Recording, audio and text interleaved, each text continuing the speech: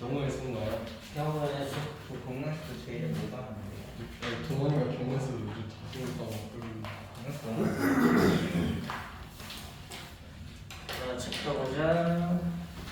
중학교 센시에서 왔는데 수학 센시에서 왔는데 경수 어려워. 옛날 중 자, 지금 나오는 파트가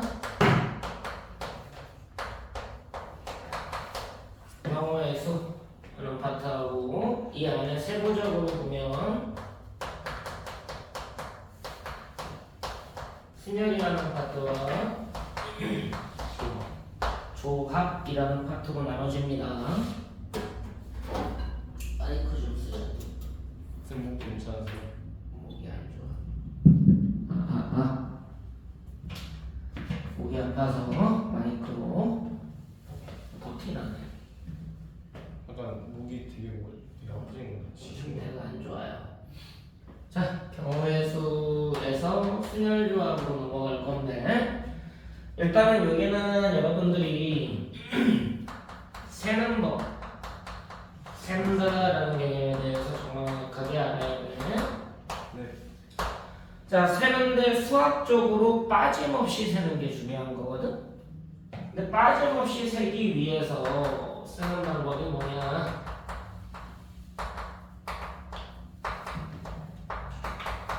딱 두 가지밖에 없어. 첫 번째는 사전식 배역법. 두 번째는 수형법. 이 두 가지 외에는 빠짐없이 쓸 수 있는 방법이 없다라고 보시면 됩니다. 자, 사전식 배열법은 요새는 전자사전을 사용하다 보니까 잘 모르죠. 일반 종이 사전 가지고 찾을 때는 뭐야? 맨 앞 글자가 처음 외우는 것부터 기억부터 차례대로 찾아야 되고 앞 글자를 찾았을 때 그 다음 글자 찾는 거지. 맞아. 자, 이 사전식 배열법에 대해서 한번 얘기를 해보자. 예를 들어서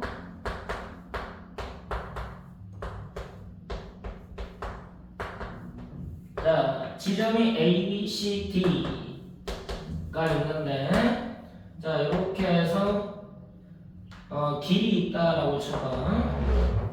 이렇게. 자, 그러면 A에서 D까지 가는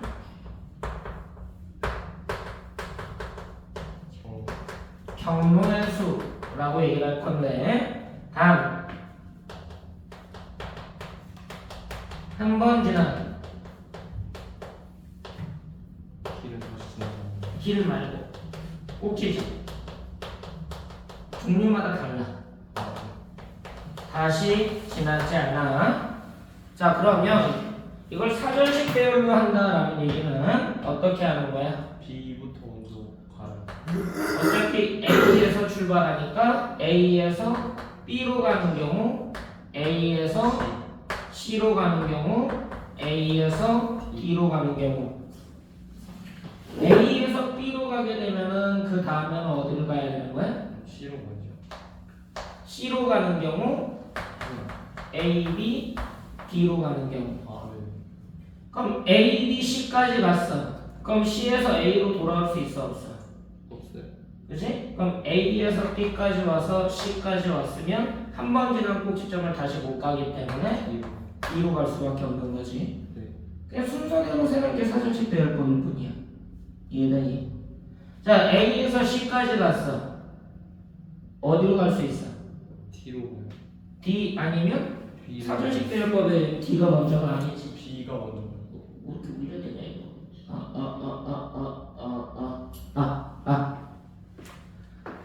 자, A에서 C까지 왔으면 사전식 배열법에 의한 B가 먼저야. 네. 그럼 B 다음에 어디로 가야 되는 거야? D로 가는 거죠. A에서 C까지 왔는데 D로 가면 끝나는 거지. 네. 이게 사전식 배열법. A에서 D로 가면 그냥 끝나지. 네. 이해됐어? 예. 사전식 배열법이라는 건 A에서 시작하는 게 다 됐는지 확인하고 그 다음 문자들이 끝나는지 확인을 해라. 됐어? 네. 자, 그러면 이 사전식 배열법이 수형도로 쓰면 어떻게 되는지 확인을 한번 해보자. 같은 문제를 자, 조건을 달리 줄게. A에서 B로 가는 경로인데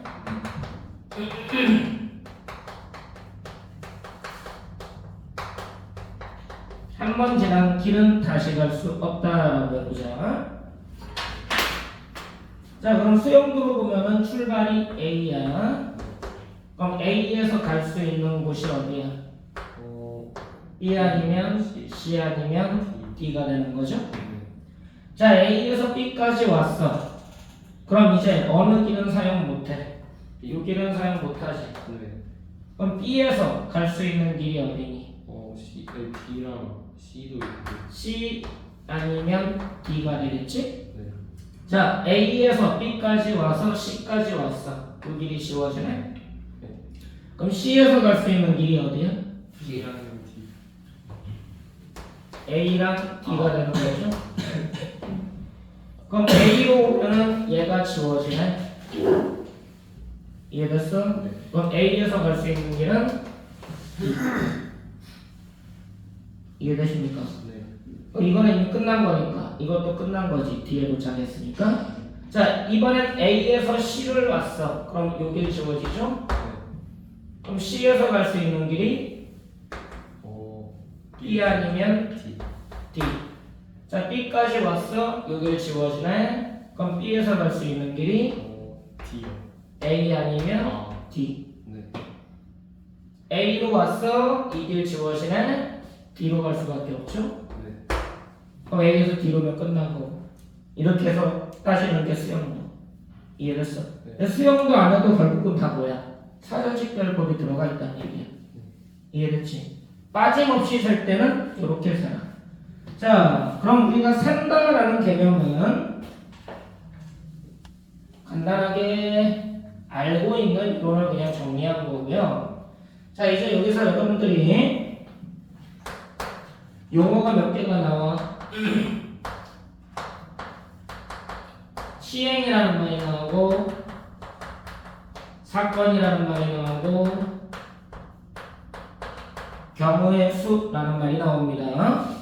자, 우리가 시행과 사건이라고 얘기하는데 시행이라는 거는 뭘까? 주사위를 던지자. 그럼 주사위를 던지는 시행이라고 얘기를 해. 자, 그럼 시행이라는 게 뭐야?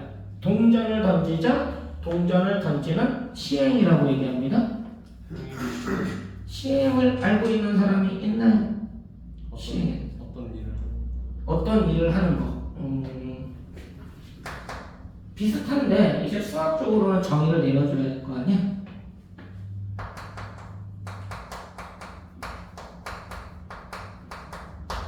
반복이 가능해야 돼.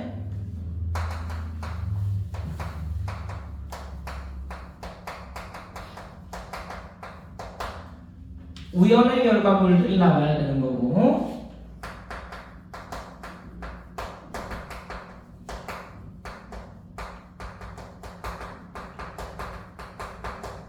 실험 및 관찰하는 행위를 우리가 시행이라고 얘기한다. 반복 가능하고 우연의 결과물들로 이루어져야 되고 그리고 그런 실험을 관찰하는 행위를 시행이라고 얘기를 해. 자, 사건은 뭘까? 특정한 시행했을 때 나오는 그런 일. 지금 시행 다음에 사건을 하는 이유는 시행을 했을 때 나오는 결과들이 있을 거 아니야? 네. 시행의 결과물 이걸 보고 사건이라고 얘기를 합니다. 그럼 주사위를 던지는 시행, 홀수문이 나오는 사건. 이해됐어? 동전을 던지는 시행, 안면이 나오는 사건. 타석에 들어서는 시행, 안타를 치는 사건. 이해됐어? 자, 그럼 경우의 수는 사건으로부터 만들어질 건데 이거는 사건의 가짓수, 그걸 보고 경우의 수라고 얘기하는 거야. 보통 상문고에서는 1번 문제 같은 데다가 저런 용어에 관련돼서 묻는 문제들이 간혹 나오니까 정확하게 체크해서 틀리지 않도록 하시면 좋겠고요. 뭐 간단한 거니까. 자, 우리가 이 사건이라는 말을 보통은 집합으로 표시를 하죠.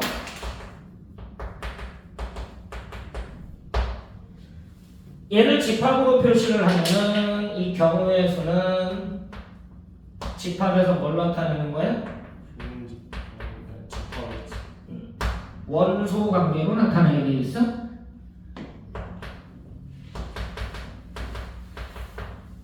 그래서 이 경우의 수 파트는 확률로 연결이 되고, 확률로 연결이 되면 그냥 집합적으로 해석하는 경우가 되게 많아. 집합이랑 밀접한 관계가 있다라고 이해를 하셔야 돼. 자, 그럼 얘를 집합으로 표시를 할 거니까 이 집합에서 보면은 부분집합이라는 개념이 써졌니? 이 부분집합이라는 개념이 이 사건에서는 뭐라고 부르냐면 부분사건이라는 표현을 씁니다. 그리고 집합에서 보면은 전체 집합이 있었잖아. 이 전체 집합이라는 용어가 전사건이라는 용어로 바뀌어. 이거를 고1 때는 전사건이라고 쓰지만 고2 때는 표본 공간이라는 표현으로 씁니다. 고1 때는 그냥 전사건이라고 얘기하시면 돼요. 자, 집합에 보면은 공집합이라는 게 있었잖아. 얘는 뭐라고 부르니? 그냥 공사건이라고 부릅니다. 이 집합에 보면 부분사건 중에 이 부분사건 중에 부분집합들 중에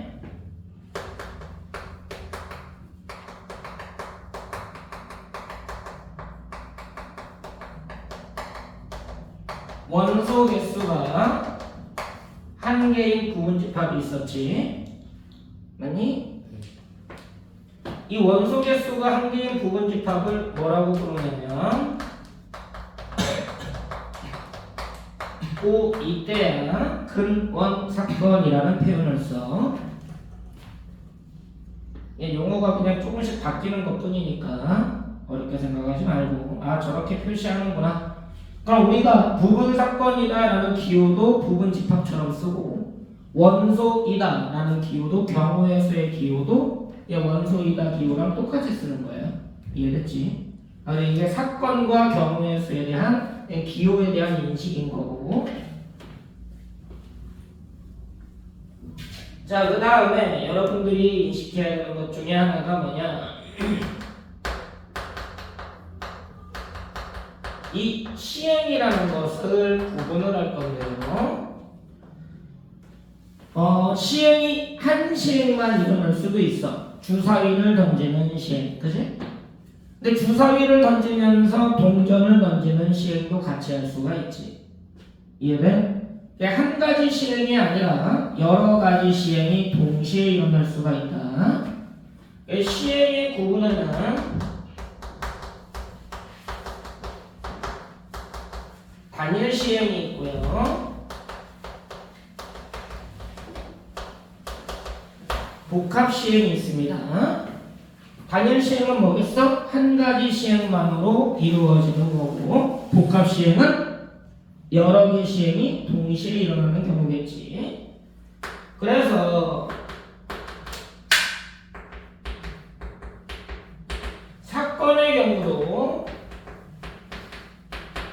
두 가지 사건으로 구분을 하는데, 단일 사건에 대한 얘기가 나오고 복합 사건에 대한 얘기가 나와. 여러분들이 이걸 얘기해 주는 이유는 문제를 읽어드리면 연습을 하기 위해서 그러는 거야. 한 가지 시행으로 만들어진 문제냐, 여러 가지 시행으로 만들어진 문제냐, 한 가지 사건을 구하는 문제냐, 여러 가지 사건을 종합해서 구해야 되는 문제냐. 여기까지였어. 별거 아니지만 여러분들 읽으면서 이걸 느끼란 얘기지. 자, 이 복합 사건 같은 경우에는 두 가지 사건으로 나눠지는데,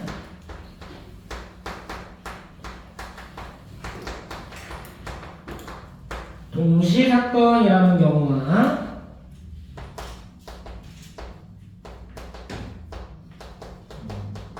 비동시 사건으로 구분이 됩니다. 동시 사건과 비동시 사건. 여기서 이 동시라는 말을 여러분들이 연속해서 한꺼번에 일어나는 사건이다라는 말로 간단하게 이해해두면 좋아. 동시에 일어난다? 시간적으로 동시가 아니라 한 공간 안에서 같이 일어나는 사건을 우리가 동시 사건이라고 불러. 자, 비동시 사건이다라는 얘기는 여러분들이 동시에 일어나지 않아서 이걸 AND 개념으로 이해를 하고요. 이거를 OR 개념으로 이해를 하게 돼 있어. 이렇게 됐니? A and B 하면은 A, B가 동시에 연속해서 벌어지는 사건일 때야. A or B 하면은 A와 B가 따로따로 벌어지는 사건인 거다. 이해되니? 근데 이 OR이라는 개념에는 이게 AND로 보면은 집합이니까 무슨 집합이야? 그 교집합. 교집합 관련이고 OR은 합집합 관련이지. 근데 이 5월의 개념에는 두 가지 개념이 있거든.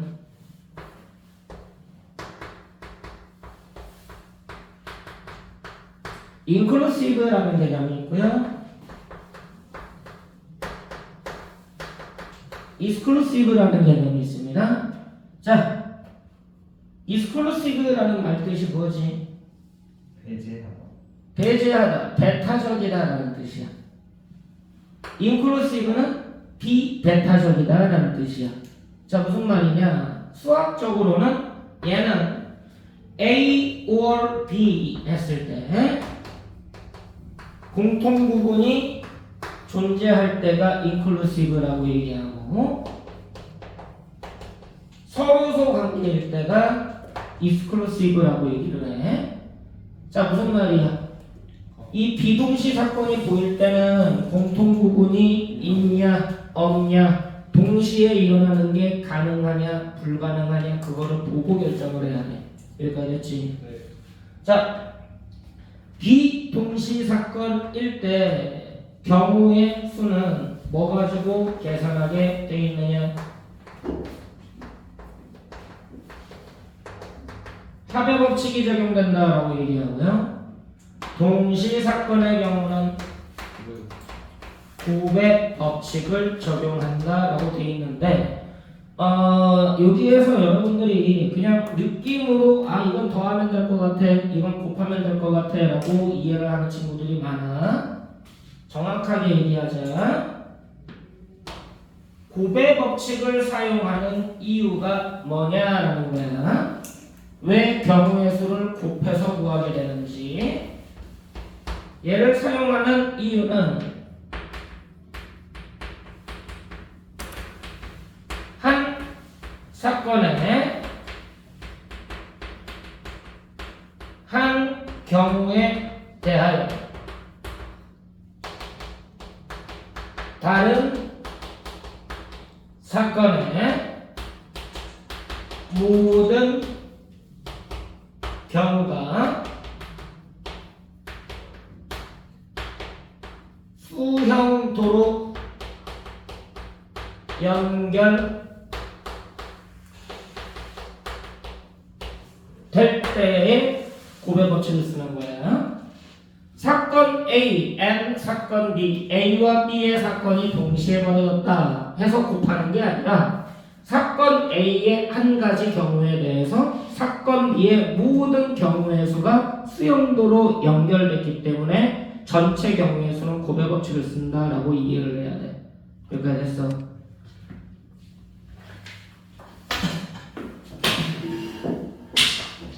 자, 보자. 가끔 보면은 더해야 될지 곱해야 될지를 보통은 직관적으로 문제를 풀면서 여러분들이 이해를 하게 돼 있거든. 근데 그게 잘 이해가 안 가는 학생들이 좀 있어요. 이 경우의 수는 솔직히 말하면 학생별로 편차가 되게 심해. 편차가 되게 심한 파트가 경우의 수인데 그 이유가 뭐냐면 경우의 수 세는 방법에 대해서 제대로 배워오는 학생이 없어. 왜 그럴까? 그냥 양으로 풀리는 그지? 안 배워도 대충 다 풀리거든.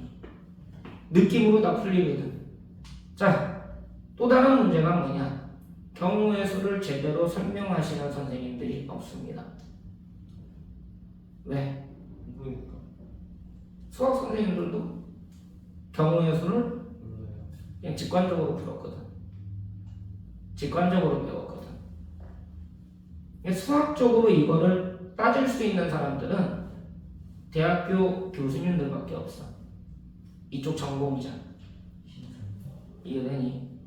근데 결국은 뭐야? 다른 수학 선생님들은 이 경우의 수나 확률이나 통계를 제대로 배우지 않았기 때문에 자신이 직접 연구한 결과로 가르치는 거야. 근데 연구를 많이 안 하신 분들은 어떻게 했어? 그냥 자기가 느낌으로 했던 그 방법대로 가르치니까 너네들도 그냥 느낌으로 배우게 되는 거야. 그래서 경우의 수가 어려운 거야. 그러니까 용어부터 명확하게 정리를 하고, 자, 우리가 예를 들어서 자, 주사위 두 개를 동시에 던지자.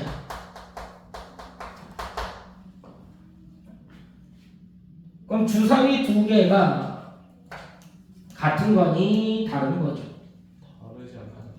다른 그냥 서로 다른 주사위인 거야. 똑같이 생겼어도 서로 다른 주사위인 거다. 자, 그럼 주사위 두 개가 있다라는 얘기는 주사위 A와 주사위 B로 구분을 줘야 된다는 얘기네. 네. 자, 정확한 명칭은 없지만 일반적으로 저렇게 나와 있으면 주사위는 일반성을 가져 1부터 6까지 써있는 일반적인 정육면체 주사위야. 그게 만약에 문제가 달라지게 되면은 특별한 조건을 주어지겠지. 뭐 정사면체 주사위라든가 정20면체 주사위라든가 뭐 1이 2개, 2가 2개, 3이 하나, 4가 하나 적혀있는 주사위라든가 아니면 직육면체 주사위라든가. 이해됐어? 자, 특별한 말로 쓰면 일반성을 갖는다. 그럼 A가 나올 수 있는 게 1부터 6까지잖니. 예. 근데 A가 1이 나올 때 B가 나올 수 있는 게 한 가지 경우당 1부터 6까지 모든 경우의 수가 다 나오는 거 맞아 안 맞아? 맞아요. 2일 때도 1부터 6까지, 6일 때도 1부터 6까지. 그럼 A라는 사건의 한 경우에 대하여 다른 사건, B라는 사건의 모든 경우의 수가 수용도로 연결되는 거 맞지? 네. 그래서 얘네들의 총 경우의 수는 그래요. A가 6가지, B가 6가지에서 곱하기 해서 36가지로 나오는 이유가 거기 있다는 거예요. 고배 법칙을 쓸 때는 이 개념이다라는 걸 정확하게 이해해야 돼. 됐어? 예. 그 다음에 너네가 그 다음부터는 문제를 풀 때 저걸 기억하면서 풀려고 하면 끝나. 빠짐없이 센다, 수용도를 이용하거나 사전식 배열법을 쓴다. 시행을 구분하고 사건을 구분해라. 그 사건 안에 여러 가지 사건들이 이름 붙는다. 이해됐어? 거기에 뭐 근원 사건이라는 말도 있고 이제 뭐 공사건이라는 말도 있게 된다. 그 다음에 우리가 경우의 수를 세는 데 있어서 복합 사건일 때 경우의 수를 세는 방법이 달라지는데 복합 사건의 경우 동시 사건이면 고배 법칙을 쓰고 비동시 사건이면 합의 법칙을 쓴다.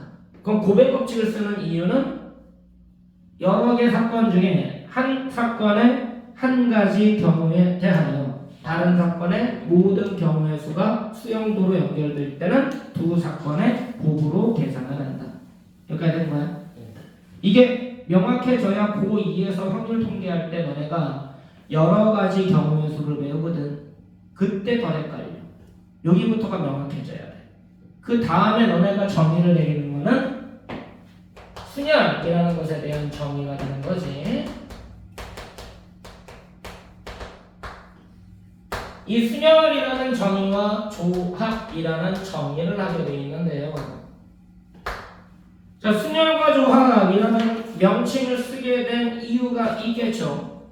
하나씩 나열해가지고 규칙을 찾다 보니까 특정 경우에는 그냥 숫자적으로, 배수적으로 규칙성 있게 빠르게 계산할 수가 있더란 얘기야.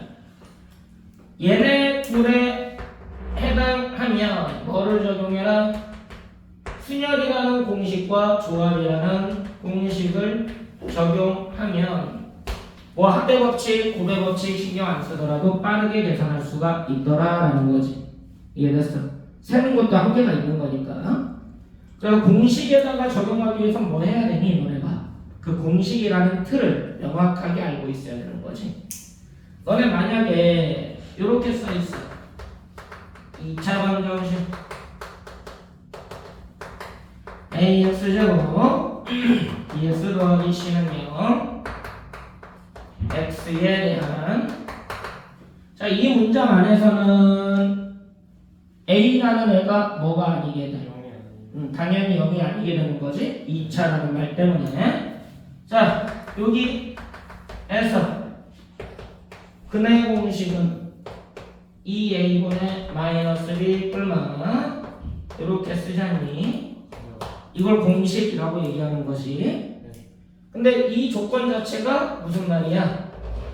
이렇게 정리한 다음에 A, B, C를 이용해서 쓰라는 거지. 자, 2차 방정식에서 D라는 애를 얘라 할 때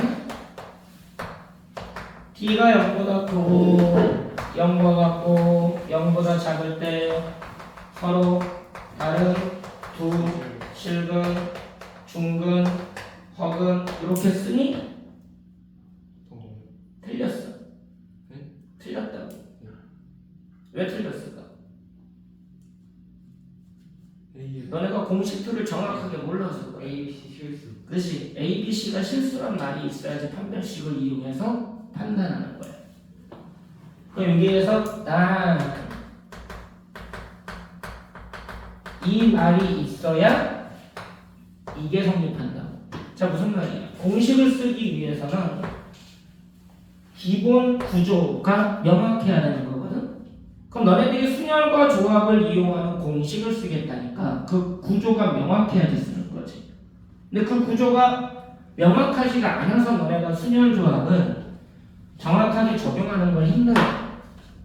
자, 순열에 대한 정의 내려보죠. 얘는 퍼뮤테이션에서 P라는 기호를 쓰고요. 뭐를 순열이라고 하게 되느냐? 정의 이렇게 돼 있어. 서로 다른 n개 중에서 이게 출발이야. 서로 다른 r개를 선택한 후에 선택된 서로 다른 r개를 순서가 생기도록 이 문장을 일반적으로는 일렬로 라는 표현을 쓰게 되고 나열하는 방법의 수를 순열이라 하고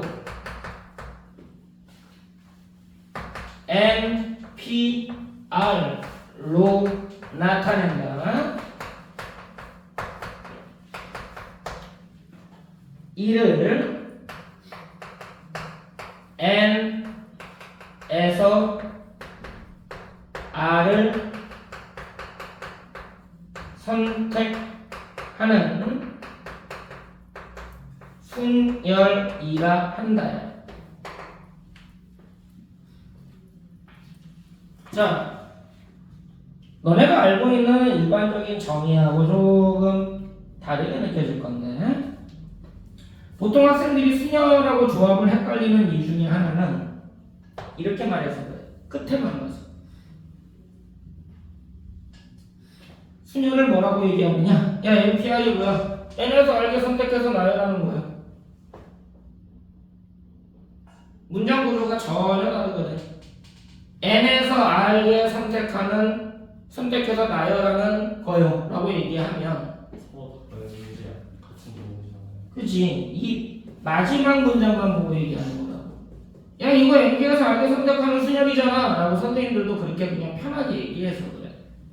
자, 우리가 뽑아야 되는 N개는 반드시 서로 다른지 확인을 해라.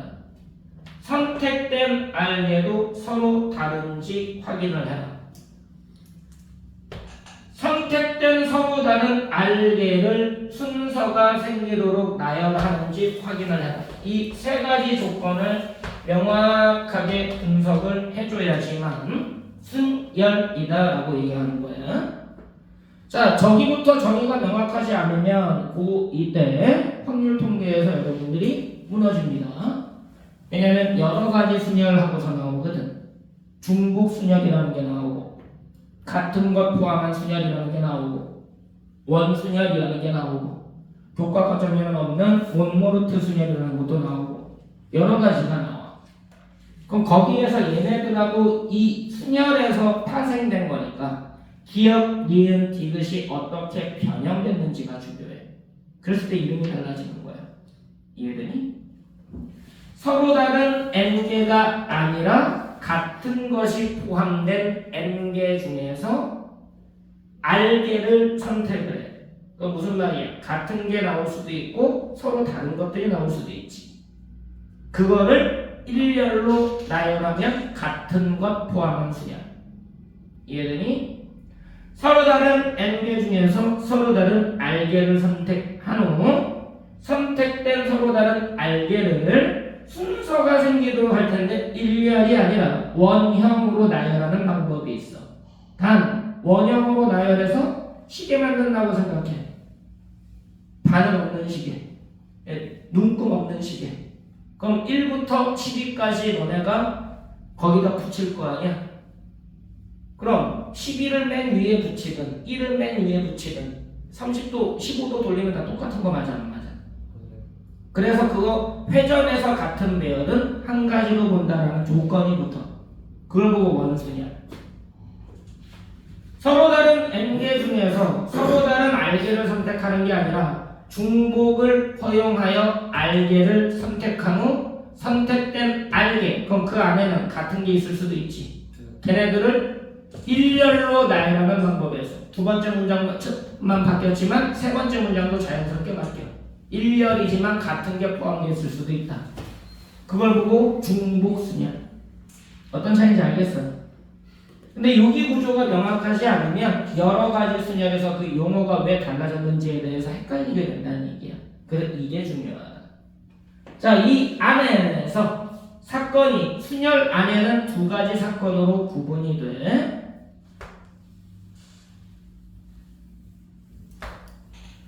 이게 하나의 사건이 되고 이게 하나의 사건이 된다. 이 위에 있는 사건을 뭐라고 얘기하죠? 조합 컨비네이션이라는 조합이라는 사건으로 얘기를 하게 돼 있어. 그럼 조합의 정의는 뭐냐? 서로 다른 n개 중에서 서로 다른 r개를 선택하는 방법의 수를 조합이라 하고 NCR로 나타내고 됐어?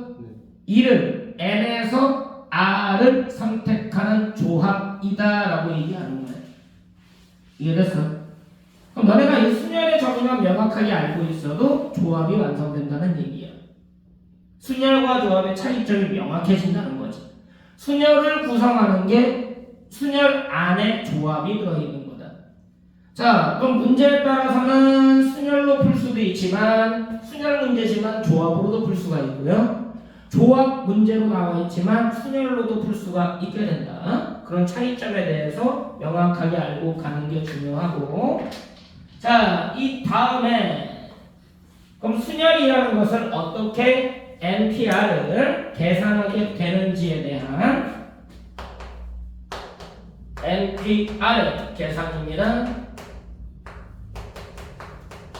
자, 첫 번째 NPR의 계산.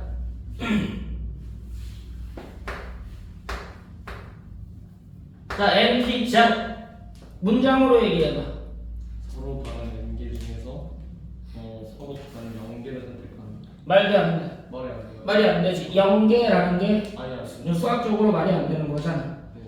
네. 이것을 문장으로 표현하는 게 아니라 이건 그냥 약속이야. 예? 약속이야.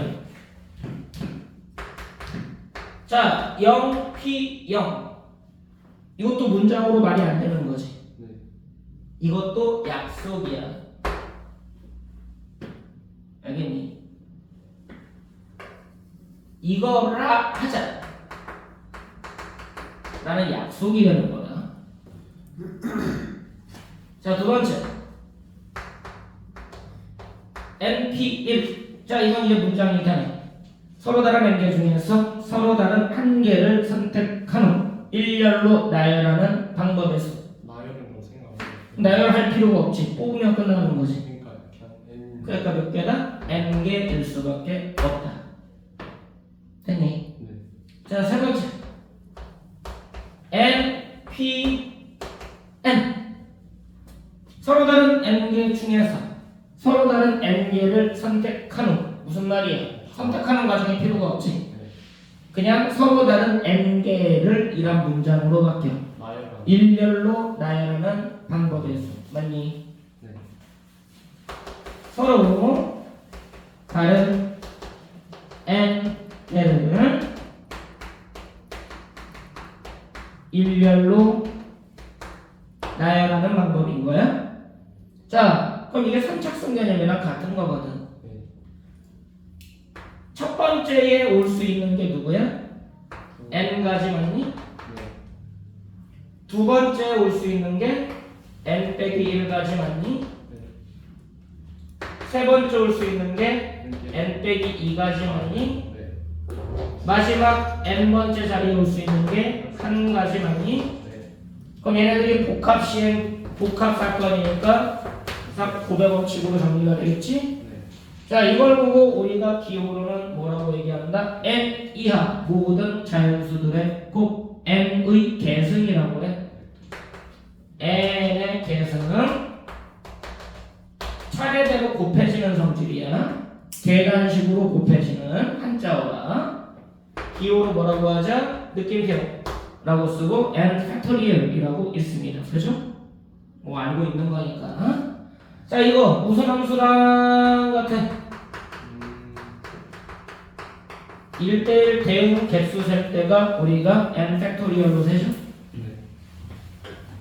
요 NPR이라는 N은 무슨 함수 개수 세는 거냐? 그냥 이렇게.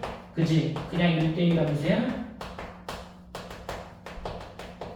1대1 함수 개수 셀 때 NPR이 되고 1대1 대응은 N 팩토리얼이 된다 라고 이해를 해야 돼. 자, 이 NPN은 자동적으로 뭐하고도 같냐면요, 얘하고도 같습니다. 너무 당연하죠? 맨 끝에 봐라. 맨 끝에 1만 빠진 거니까. 근데 1은 있으나 마나잖아. 네. 자, 이 N 팩토리얼을 정의함으로 인해서 기호 하나가 더 정의가 돼. 얘는 팩토리얼 정의에 의하면 0 팩토리얼로 나타낼 수가 있어. 그 0 팩토리얼은 얼마라고 하자? 1이라고 하자는 약속이야. 이해되니? 네. 자, 일단 여기까지가 순열에 대한 얘기고, 그럼 이제 NPR을 실질적으로 어떻게 계산할지에 대한 얘기가 중요하지. 저기까지는 기본 계산이고요. 그럼 NPR은 뭐 가지고 계산할 거냐라는 얘기인데, 자, 이 NPR의 계산은 두 가지로 나뉘어. 두 가지로 나뉜다.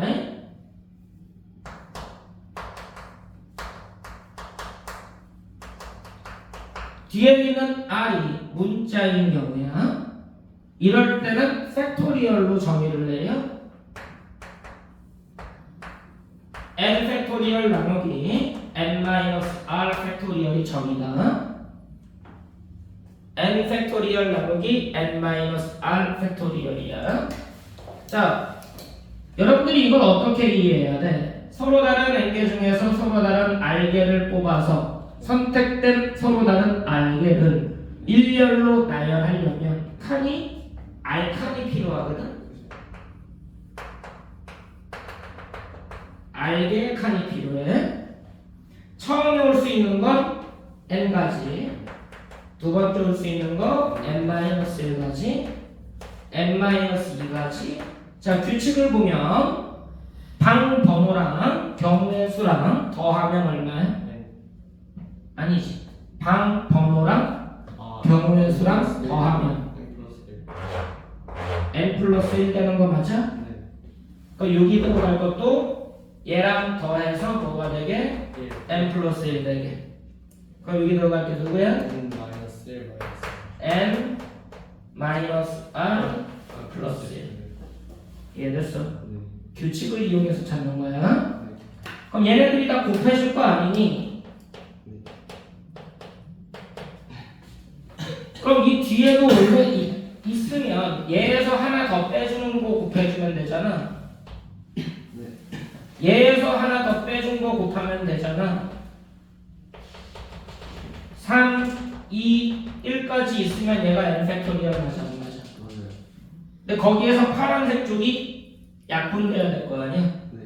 그래서 이 파란색 쪽이 분모로 내려가는 거야. 그래서 n-r 팩토리얼. 이해됐어? 그냥 외우는 거야.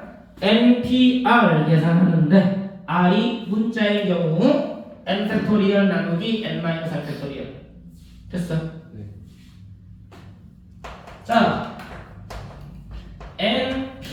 NPR인데요. R이 숫자인 경우 이때는 계산이 좀 달라. 편의성에 의해서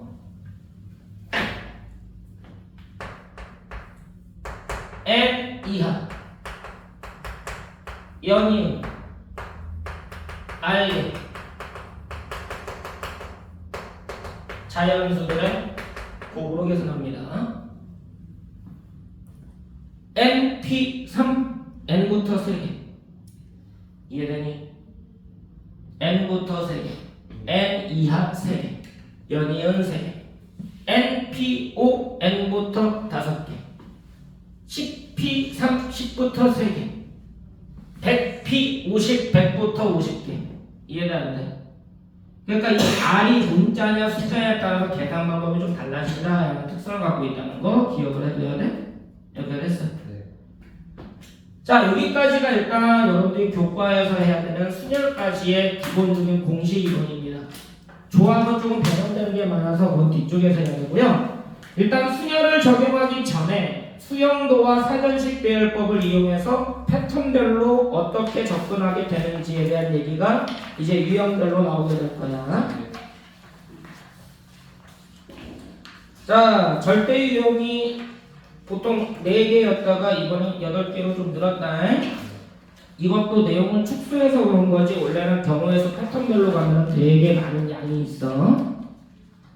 근데 이거는 좀 패턴을 좀 약하게 줄여놓은 거라서 안 그러면 경우에서 수업이 너무 늘어져 버려요.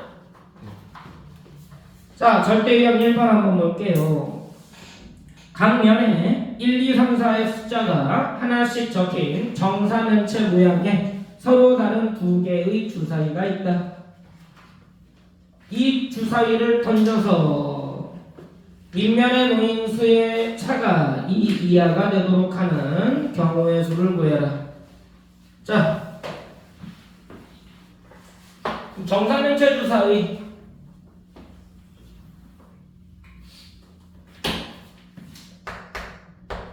A라는 주사위와 B라는 주사위가 있는데 1부터 4까지 적혀있는 두 주사위를 던져서 밑면의 무인수의 차가 2 이하가 되도록 그럼 여기 있는 게 1, 2, 3, 4 그럼 얘에 대해서 1, 2, 3, 4 1, 2, 3, 4 1, 2, 3, 4 1, 2, 3, 4 그래서 고배 법칙이 필요한 거죠 원래는. 네. 자 차가 2 이하가 되는데 그럼 여기서 가능한 숫자가 누구냐 B에서 1, 2, 3, 1하고 2, 2하고 3 이렇게 세 개가 되겠죠. 예. 이때는 1하고 답이 2하고 3하고 4까지 여기는 1, 2, 3, 4, 5까지 4일 때는 5가 제가 1, 2, 3, 4까지 네. 4일 때는 2, 3, 2, 3, 4까지 그럼 총 경우의 수가 4. 셋, 넷, 넷, 셋 해서 대칭성이 이루어지는 거지. 그래서 14가지의 경우의 수가 나올 거다. 지금 여기는 너네한테 직접 세면서 이런 패턴을 만들어내야 돼. 자, 절대유형 2번에 보면 360의 약수개수, 약수개수 세는 방법은 다 알고 있는 거니까 상관없는 거지. 자, 다시 한번 접근을 하자.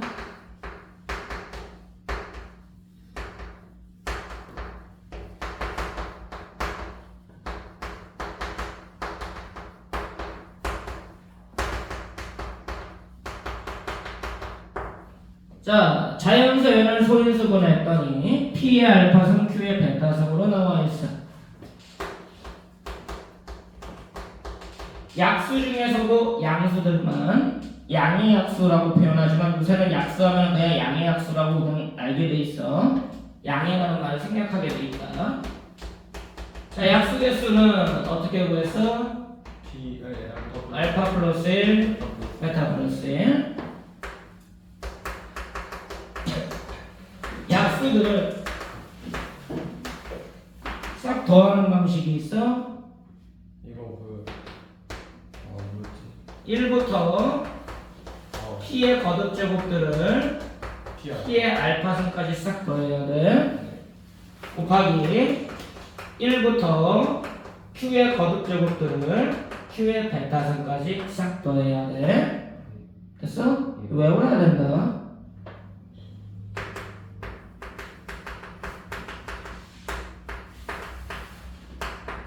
약수를 싹 곱하는 경우가 있어. 약수의 총곱 루트 씌워야 돼. 소인수분의 한 자연수의 약수 개수승이다. 됐어? 합이요. 총곱 그러니까 N이 뭐예요? 소인수분해 그냥 그 처음수 그냥 360 물어보고 어. 360 되는 거예요. 처음수.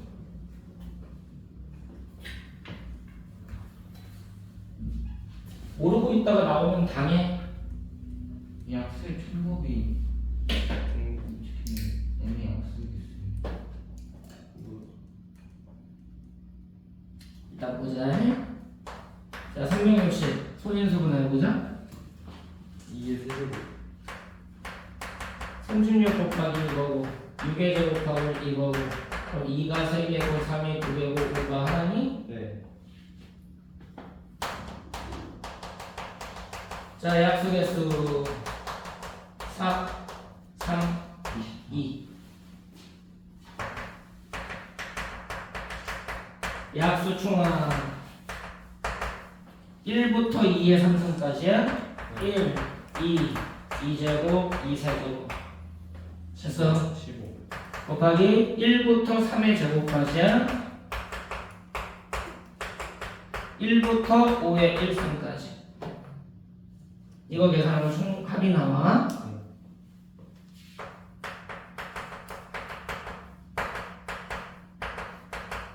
약수 총곱 어떻게 구한다고?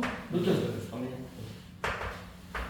n의 24 n이 2의 세제곱, 3의 제곱, 5 얘의 약수 개수는 24승. 됐냐? 네. 그럼 2의 세제곱, 3의 제곱, 5의 1승에 루트 씌웠으니까 12승 됐냐? 네. 그럼 2의 36, 3의 24, 5의 12승 이게 약수 총곱이야. 알고 있어야 돼. 선생님 그냥 외워야 돼. 이게 그거 뜨는 거 아니에요? 그러니까 약속의 수가 있는데 맨 그때 거랑 맨 그때 거랑 그 다음 한 둘이 곱하면 360이어가지고 24개면 2로 나눠가지고 12개가 맞아. 360이 12개 나온 거예요. 맞아. 그 개념으로 설명하면 훨씬 더 빨리 이해가 되지. 이해됐어? 아니.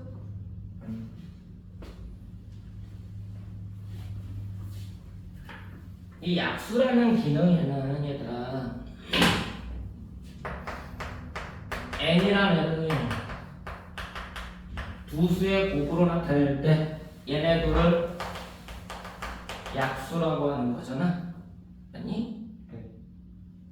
그럼 n의 약수들을 살펴보면 1과 n으로 나타나지. 네. 알파 1과 베타 1이라는 곱으로 나타낼 수 있겠지. 네. 이해됐어? 알파 2와 베타 2라는 애들로 나타낼 수가 있겠지. 네. 자, 얘네들을 다 곱할 거야. 약수 다 곱할 거야. 됐니? 그럼 이게 어차피 곱해봤자 뭐야? 곱하면 누구야? 곱하면 누구야? 맞아? 자, 이걸 귀찮아서 거꾸로 한 번 더 써볼게.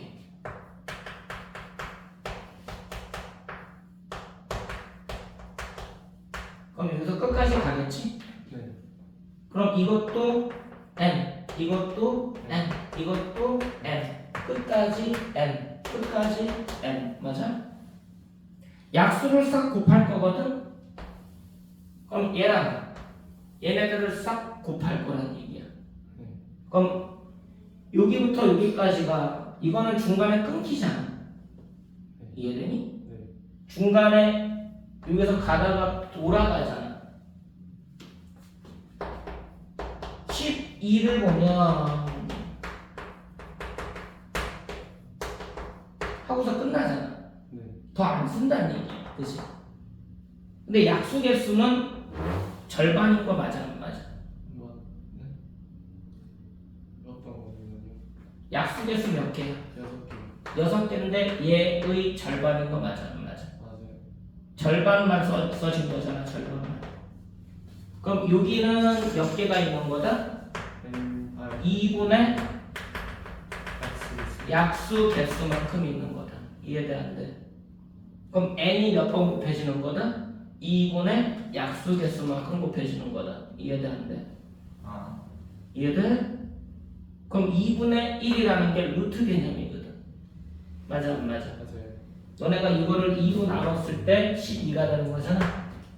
이해됐어? 그 원래는 정확하게는 이렇게 쓰게 돼 있는데 이 루트는 너네가 고1이니까 쓰는 거고요. 고2부터는 원래 여기다가 2분의 약속의 수승이라고 불러. 근데 그게 지금은 무슨 개념이다? 루트 개념이다. 이해됐어? 네. 알고 있어야 돼. 얘 저기 수능에서 이용 안 해. 약수 총 곱까지는 수능에서 이용하네. 근데 내신에서는 총 곱까지 이용을 해. 자주 쓰여 생각보다. 2학년 때도 자주 쓰여. 지수로 그쪽에서도 나와. 경우의 수에 가면 또 나와. 무슨 말인지 알겠지? 저것도 경우의 수로 약속의 수 구한 거죠. 응. 네. 이거 다 경우의 수 문제야 원래는. 됐어?